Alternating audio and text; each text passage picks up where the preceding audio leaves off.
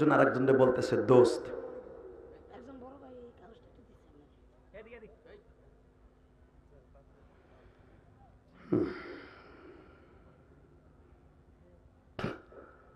তোর উপরে ঠাডা বলু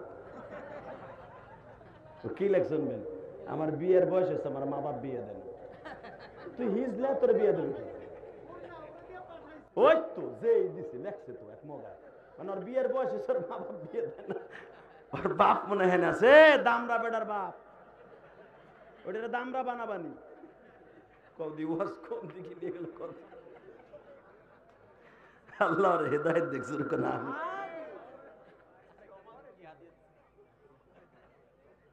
এটাও তো একে আমার বিয়ের বয়স হয়েছে কিন্তু আমার পরিবার মানে না, সমাধান চাই। আল্লাহ মাফ করুক জোর করে আমিন। ভাই উঠেন না, 2 মিনিট কথা কই। এখানে তাহলে বিয়ের পোলাপান অনেক আছে, পাবি এই শীতের মধ্যে পাবি জিনিস পাবি, দোয়া করে যাবো আজকে ইনশাল্লাহ। বলেন কি প্রশ্ন কর।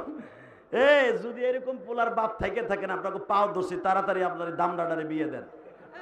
হাদিসে আসছে কোন পোলায় যদি মুখ ফুটে বাপরে কয় আব্বা আমার বিয়ে দেবা না, ওই বাপের ফরজ নামাজের মতো ফরজ হলো পোলারে বিয়ে দেয়া।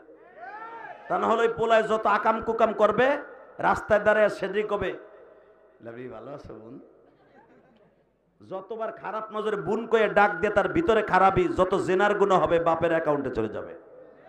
এখন যদি কোন হুজুর আমার দামড়াটা তো কামাই নাই, ওরে বিয়ে দিয়ে করবো, তা ভাত খাওয়া লাগবে আমার, তারপরে দেন আপনার পোলার চাকরির ব্যবস্থা আল্লাহ করে দিবে।